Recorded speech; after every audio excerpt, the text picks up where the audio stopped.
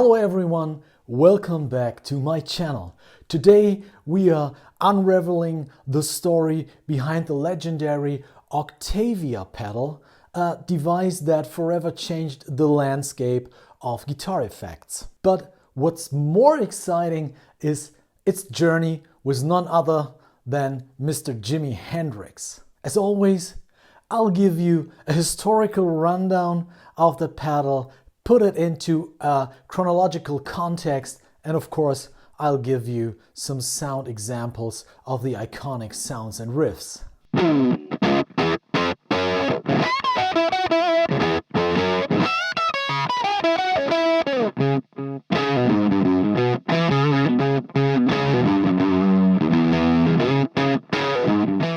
Our story begins on January 11, 1967 at Nell's Club in Soho, London, where Roger Mayer, the inventor of the Octavia pedal, and Jimi Hendrix met.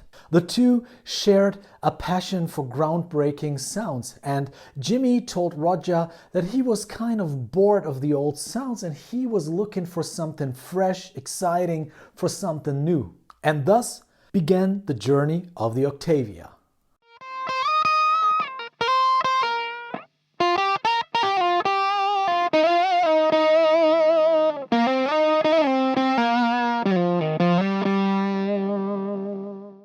Introduced to Jimi Hendrix on January 27, 1967 at Chislehurst Caves, the Octavia prototype made its debut. Jimi checked the prototype backstage at a gig through a small warm-up amp and he fell in love immediately because these flute-like sounds was what he always had in his head, but until that time he didn't know how to produce these sounds. Let me quickly explain how I get these flute-like soft Jimi Hendrix octave tones.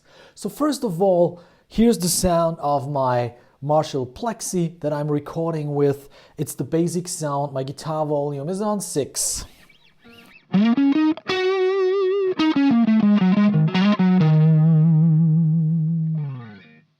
Now I'm turning on the Octavio.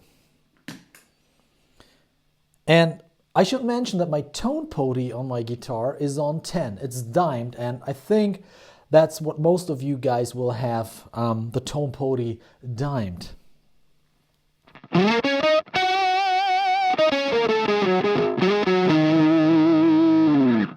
Well, that's still too aggressive. So let's reduce the tone poti to 2.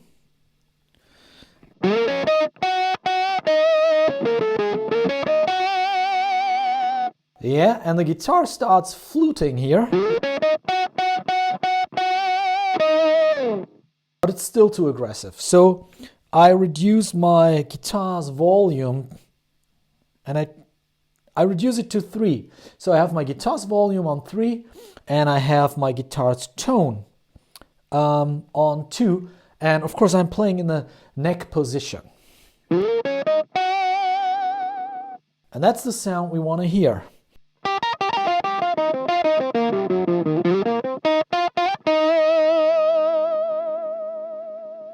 And just by the way, the best place to play with the Octavia or with an octave pedal in general is around the 12th fret here. That's really the sweet spot where the notes start singing.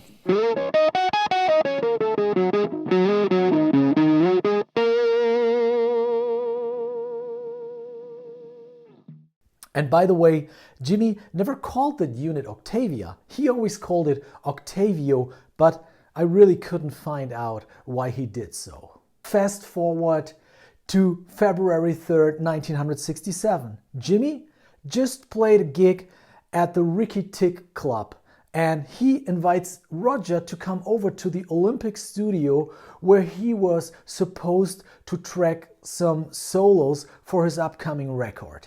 And the Octavia shall play a crucial role in these recordings because that night Jimi tracked the solos for Purple Haze and Fire, and the Octavia sound was really propelling Hendrix into stardom, because that was sound no one heard before, and that really made a big difference.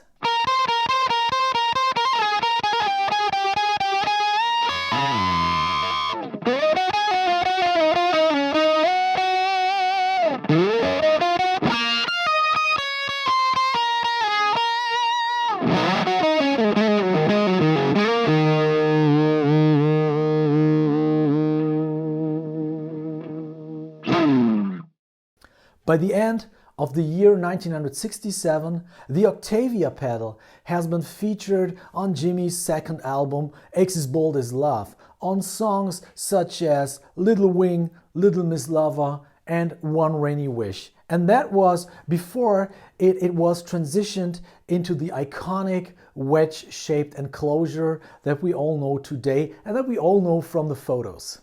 So this version that we know nowadays, the wedge-shaped version, has only been used in Jimi's later career, actually at the end of his career. And there might be two explanations for that. The first explanation could be that this unit and the components were very rare at that time, and these guys just wanted to prevent the unit to be stolen or to get lost. Another explanation could be that it took some time in the development to make the unit roadworthy and to make it dependable so that Jimi could take it with him on stage.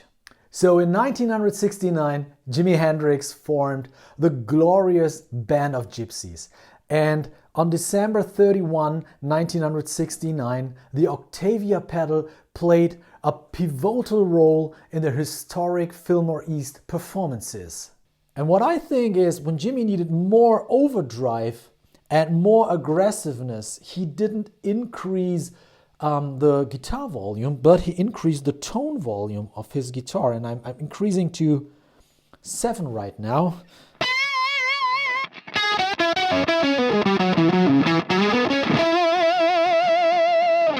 And then we have this aggressiveness that we can hear at certain points on the Band of Gypsys album. So it's not guitar volume and overdrive, it's more tone actually when he plays the octave fuzz.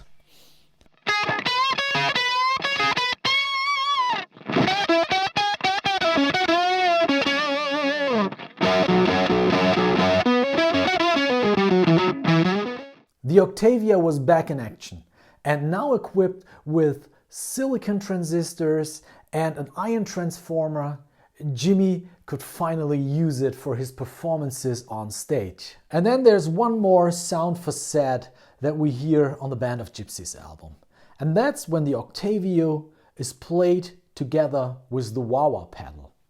And I'm going Wah Wah pedal into Octavio here.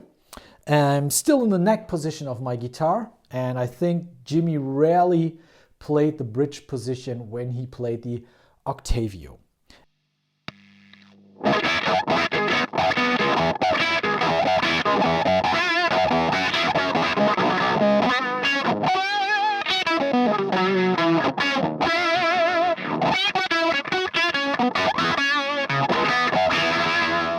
The pedal continued its journey with Jimi throughout 1970, making its last known appearance in Milwaukee, Wisconsin on 2nd of May 1970. Fast forward to 2020, and the original Band of Gypsys Octavia, after 50 years, went up for auction, reaching a staggering $70,400 US. In closing, the Octavia isn't just a guitar effect. It's a sonic journey through the history of rock music, and from its humble beginnings in a London club to the stages of the iconic performances, the Octavia remains a testament to the innovation and collaboration between Roger Mayer and Jimi Hendrix. See you next time around when we talk a little bit about Jimi, his equipment, tone, and his licks. Take care. Bye.